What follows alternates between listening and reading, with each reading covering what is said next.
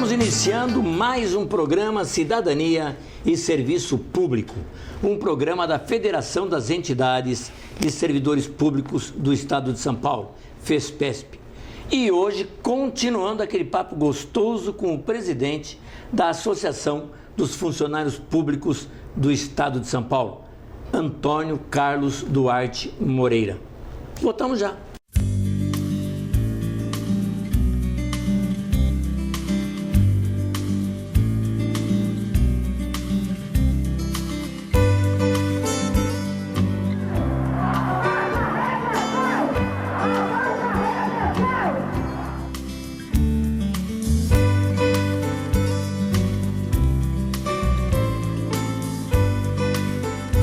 Estamos pedindo aquilo que nos é de direito.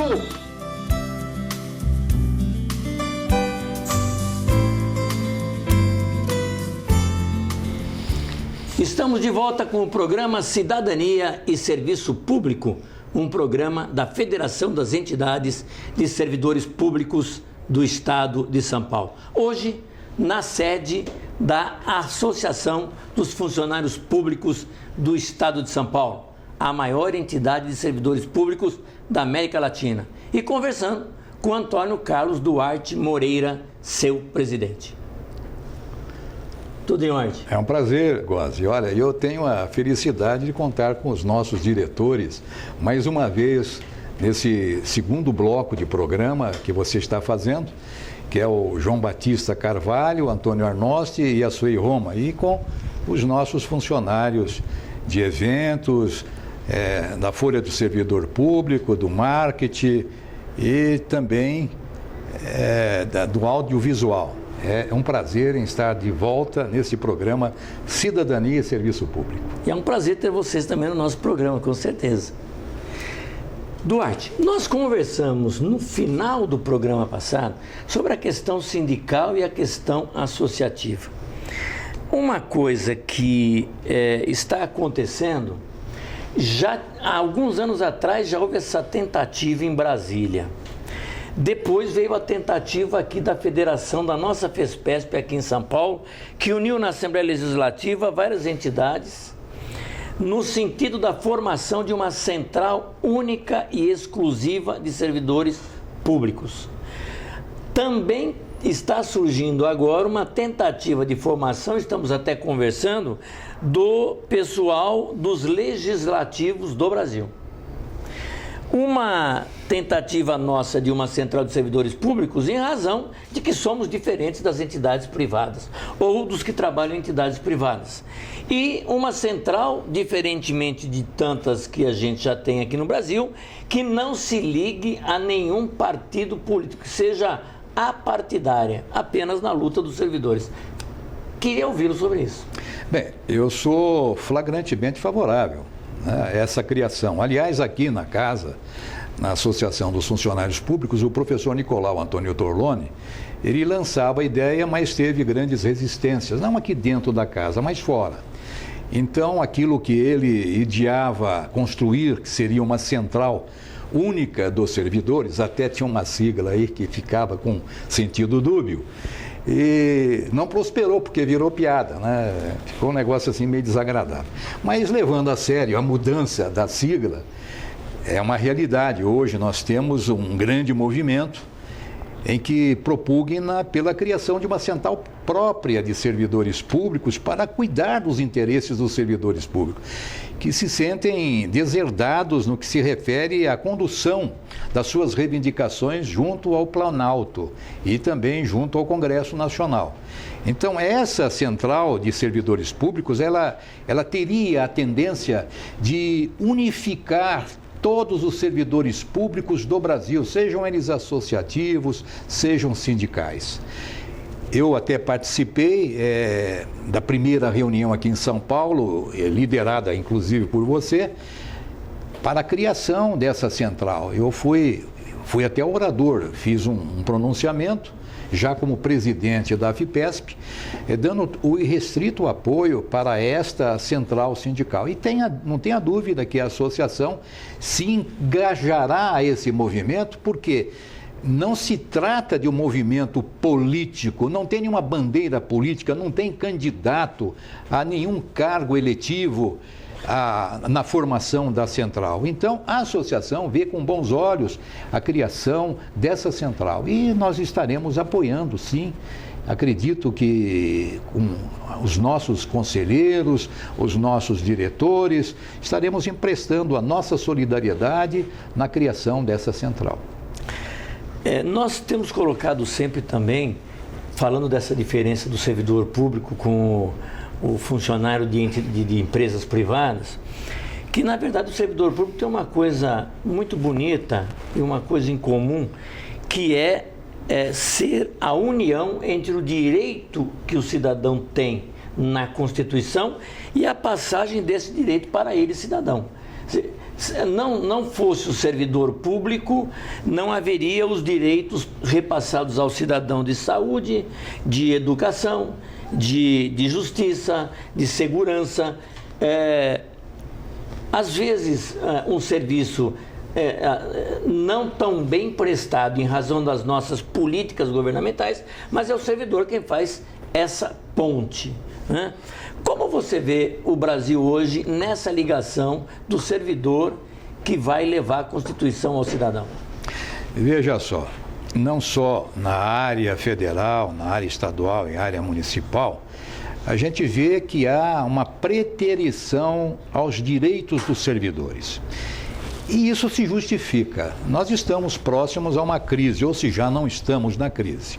Mas a nossa entidade, a associação, ela já nasceu com crise, porque foi em 1931, no final de 31, em 5 de novembro, que se criou a Associação dos Funcionários. Já um pouco mais para frente, em 1932, eclodiu a Revolução Constitucionalista de São Paulo, de preservação dos direitos constitucionais. Então, a nossa entidade já começou com essa crise. Então, como é que eu vejo esta situação? Eu vejo da seguinte maneira: as entidades associativas, elas ainda protagonizam uma grande realidade e devemos, com essa grande realidade, estarmos preparados, porque os chefes do Poder Executivo, eles têm a caneta próxima a eles e a primeira crise que se apresenta, o elemento mais prejudicado, o trabalhador que terá a proximidade do chefe do Poder Executivo, será o servidor público. Ele sim, numa canetada, poderá ter suprimido os seus direitos. E aí você vai reclamar para quem? Vou dar um exemplo aí. O governo, parece-me que foi com o governo do José Serra em São Paulo, ele pegou uma porção de atividades e cargos dos serviços públicos, aglomerou todo esse pessoal numa carreira meio, não consultou ninguém e, prejudicando os direitos desses trabalhadores, ele criou uma situação aí realmente insustentável. Não há uma identidade, colocou todo mundo com a mesma denominação, a mesma nomenclatura, prejudicou. Por quê? O governante, ele tem a caneta, ele não tem a caneta para os demais trabalhadores. Porque os demais trabalhadores, eles têm os direitos assegurados pela Constituição e têm os direitos assegurados pela consolidação das leis do trabalho. Então, essa diferença é fundamental. Enquanto o chefe do Poder Executivo, ele tem normas constitucionais e normas do direito administrativo, que lhe dá a discricionariedade. Isso ele pode, numa canetada só, simplesmente derrubar os seus interesses. Mário Covas, durante o seu governo, ele extinguiu nada mais, nada menos que 115 mil cargos e funções do serviço público. Alguns desses cargos já estavam sem seus titulares, estavam vagos. Mas o fato é que extinguiu. E a gente se recorda perfeitamente que na reforma administrativa preconizada pelo governador Abreu Sodré e materializada com a genialidade de Eli Lopes Meirelles, um dos grandes administrativistas brasileiros, o que aconteceu? Ele estruturou o serviço público, tornou o serviço público mais científico. povoando o serviço público com cargos, com remuneração, tornou o serviço público dinâmico, acabando com aquele negócio do servidor público trabalhar meio expediente, aí dilatou, houve um reajustamento para pagar, não foi o ideal, ao invés de concederem 100%, concederam 50%. Então isso é que prejudicou e desmotivou muitos servidores. Mas aí, mais à frente, nós tivemos aí uma outra tentativa muito fantástica, né, de resolver esses problemas, que foi a edição da Lei Complementar 180 de 1978. O que é que fez o governador à época? Ele quis ter um panorama exato do que era a administração pública. Ele fez uma tabela única de vencimentos e hoje você conhece quanto ganha o servidor público, é você só acessar a internet nos órgãos federais, estaduais e municipais, você tem Oleri, tem tudo. Mas a grande briga na oportunidade, quando o governo lançou a escala única de vencimentos, é que o governo ficou taxado de que ele estava expondo à opinião pública quanto ganhavam os seus servidores. Isso era mal. Consideravam mal. Eu não vejo mal, porque se permanecesse a escala única de vencimentos dos servidores públicos, você teria todo um quadro de progressão e você teria a possibilidade de fazer anualmente uma remuneração linear, que veio também essa remuneração no bojo das reformas constitucionais, que está sendo visivelmente desatendido, como é o inciso 10 do artigo 37 da Constituição Federal, que determina que deverá ser realizada a remuneração, a revisão anual da remuneração dos servidores. Então, você veja que tem toda uma estruturação histórica, né, até chegar ao ponto que estamos vivendo. Essa lei 180 foi toda desmembrada, destruída, se eu não me engano, num governo de Paulo Maluf. Foi no governo Paulo Maluf, por uma questão até, por um problema reivindicatório, né? Ele esfacelou a Lei Complementar 180, que tem muitos dos seus artigos que estão em vigor até hoje. Mas o que fez o Paulo Maluf? Aconteceu, quando ele assumiu o governo, que diversas carreiras de serviço público, elas insurgiram-se contra os vencimentos. E o governo estava dando, assim, um aumento escalonado e também aumento linear às diversas carreiras do serviço público. E houve uma grande insatisfação, principalmente dos professorados, do pessoal da saúde, ficaram insatisfeitos com os reajustes propostos pelo Paulo Maluf. Então, num ato de grande ousadia, o que ele fez? Ele pegou o pessoal que tinha a mais baixa remuneração e deu um aumento de 100%. Então, se a pessoa, vamos por hipótese, ganhasse 1.000, ela passou a ganhar 2.000. Isso foi uma grande revolução à época. Por conta disso, você teve que já ferir a Lei 180, a partir daí. Ele abriu um precedente histórico que não deveria ter sido aceito na Assembleia Legislativa. O fato é que ele concedeu esse reajuste, que foi considerado à época espetacular, principalmente para as atividades que tinham a mais baixa remuneração. Para as demais de nível superior, não agradou esse reajuste, porque pouco significou. Duarte Moreira sempre nos ensinando muito sobre funcionalismo público. Que isso? Profundo conhecedor, com certeza, da história do funcionalismo. Aliás, você pode acompanhar o nosso querido Duarte Moreira na coluna do servidor no Jornal de Concursos, viu? Jornal de Concursos, vai lá na coluna do servidor. Duarte Moreira está sempre falando lá, explicando muita coisa para você, servidor público. Para você, cidadão também, que é servido pelo servidor público, né? Bem, de 88 para cá, Duarte, a Constituição até trazia direitos importantes para o servidor público, que, aliás, não é para o servidor público só, era para o serviço público. Portanto, beneficiado também o cidadão. Pós 88, governo do PSDB, e depois também do PT, que no início do PSDB até nos apoiava, modificou muitos direitos dos trabalhadores do Estado, dos servidores públicos. Hoje a gente fala assim, há o novo e o velho servidor público, não é? O velho que já está se aposentando e o novo que entra com direitos totalmente destruídos. Queria ouvir também disso. É uma situação realmente desgastante essa, né? Surgiram aí diversas emendas à Constituição, emendas que os governos à época consideraram fundamentais. Uma delas foi a reforma administrativa e outra a reforma previdenciária.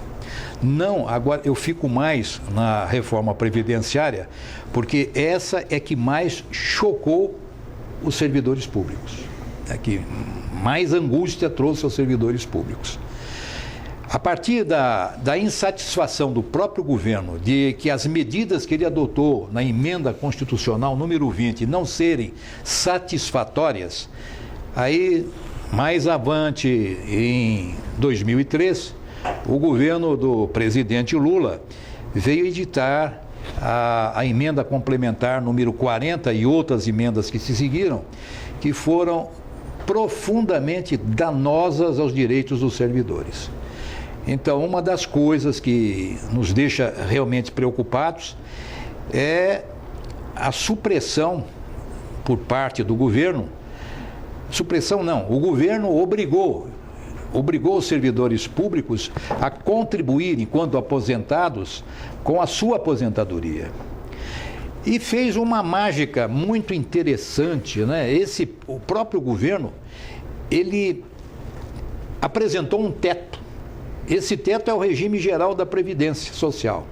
Então, todos aqueles que se enquadram dentro do teto do regime geral da Previdência Social, eles ficaram imunes ao pagamento do percentual de 11% como forma de pagamento ao custeio previdenciário. Então, todo esse pessoal do regime geral de Previdência não terão e não estão pagando os 11% da aposentadoria. Porém, as carreiras típicas de Estado e servidores que estão acima desse teto do regime geral de Previdência Social, eles terão que contribuir com 11%. Então, passa a ser uma forma odiosa que o governo tem cometido contra os servidores públicos. Como é que você pode custear a sua aposentadoria quando você já contribuiu anos e anos aceitando as imposições de regras que os governos nos impuseram? Então, essa é uma situação realmente de conflito, de insatisfação, que há correção.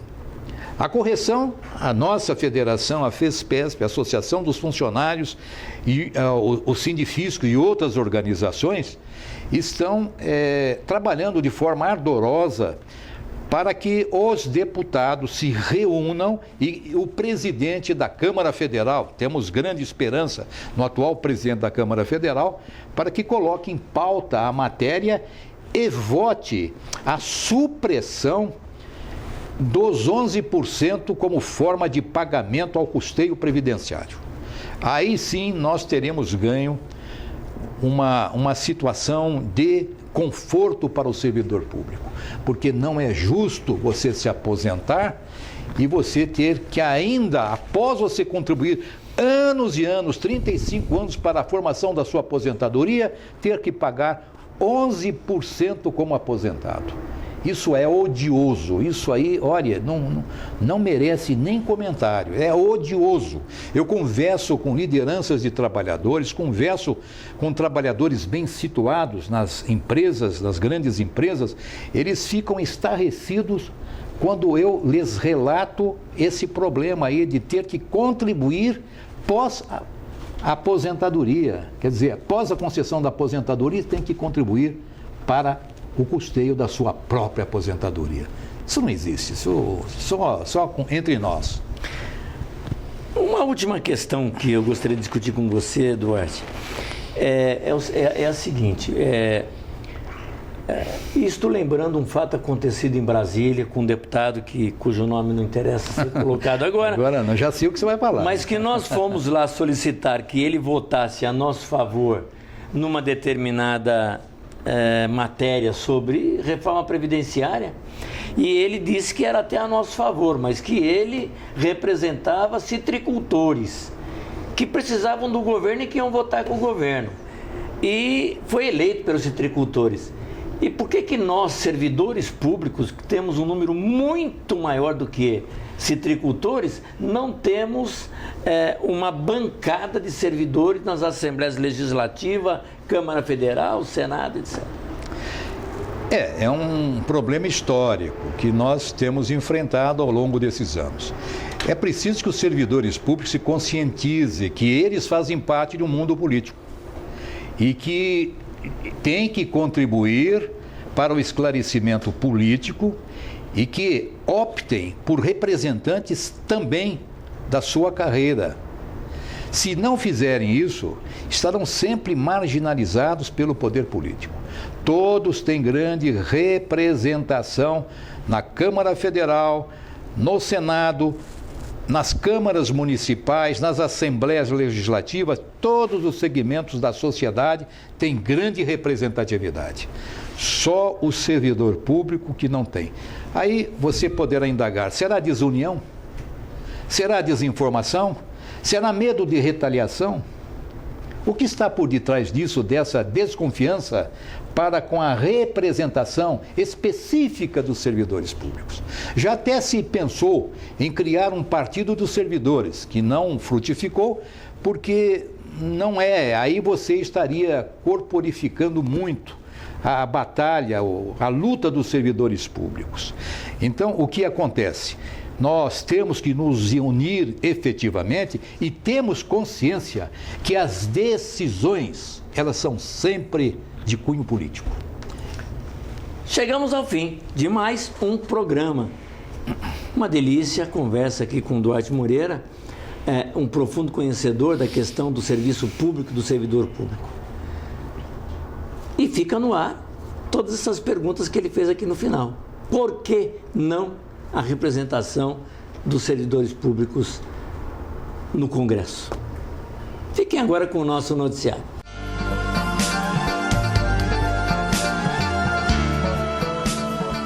E agora as principais notícias que interessam a você, servidor público. Representantes de 4 entidades do magistério, a Pampesp, a PASE, CPP e o DEMO, foram recebidos na última terça-feira, dia 14 de abril, pelo governador Geraldo Alckmin em seu gabinete no Palácio dos Bandeirantes, aqui na capital. O acontecimento era uma antiga reivindicação das entidades. Até então, o último chefe do executivo que se reuniu com os professores na sede do governo foi o falecido governador Mário Covas, há mais de uma década. O encontro também contou com a presença do secretário de Educação, Hermann Wurwart. A presidente da Pampesp, a Associação dos Professores Aposentados do Magistério Público do Estado de São Paulo, entidade filiada a esta federação, professora Vali Lühmann, exemplificou alguns dos impactos na Lei dos Salários dos Aposentados, desde que a Lei Complementar 836 de 97, Plano de Carreira do Magistério, foi promulgada há 18 anos.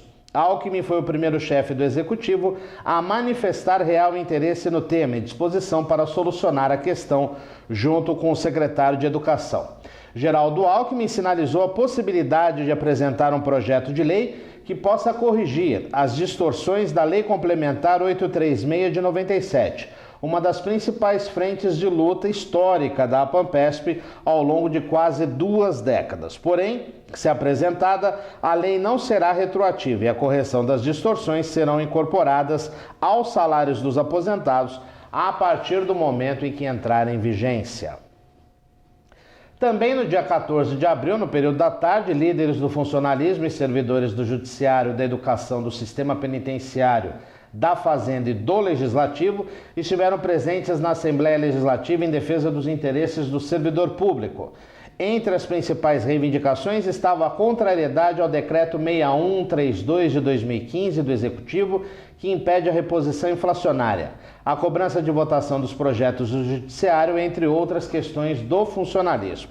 O deputado Carlos Gianazzi, do PSOL, agendou a manifestação de líderes do funcionalismo na reunião do Colégio de Líderes e reiterou seu apoio aos servidores. Abre aspas. Estamos fazendo o possível para colocar em votação os projetos de lei que estão parados, mas para isso precisamos que a participação nesta casa continue sendo contundente, fecha aspas. O presidente da FESPESP, José Gozzi, foi recebido pelo presidente da Assembleia, deputado Fernando Capês, e falou em nome de todo o funcionalismo do Estado para os líderes. Depois de relembrar a ocasião em que o deputado e jurista Capês apoiou os servidores em negociação de uma das greves do Judiciário, Gozzi apresentou à Comissão de Entidades Representativas de Servidores Públicos do Estado de São Paulo, que congrega as entidades associativas e sindicais, e relatou as prioridades do funcionalismo para o ano de 2015. Nova reunião de entidades já está agendada na Assembleia Legislativa no próximo dia 27 de abril. O plenário ainda está para ser confirmado, mas tudo indica que seja o Auditório Franco Montoro a partir das 14h. Cidadania e serviço público há 16 anos no ar, sempre em defesa de tudo aquilo que interessa a você, cidadão, a você, servidor, e você já sabe, para entrar em contato conosco, você liga para 11 3104 3836, manda os seus e-mails para fespesp@fespesp.org e também visita o nosso site atualizado diariamente com tudo aquilo que interessa a você, cidadão, a você, servidor, no www.fespesp.org. E eu convido você também a nos acompanhar nas redes sociais, Facebook e Twitter. Basta procurar por Federação FESPESP. E o programa Cidadania e Serviço Público, você já sabe, você pode acompanhar online todos os domingos às 9h no site da TV Aberta e depois arquivado no nosso canal do YouTube, no bit.ly/TV FESPESP. E aí você pode acompanhar o nosso programa quantas vezes quiser, da forma que quiser, em qualquer lugar do mundo. Uma boa semana a todos e até o próximo programa.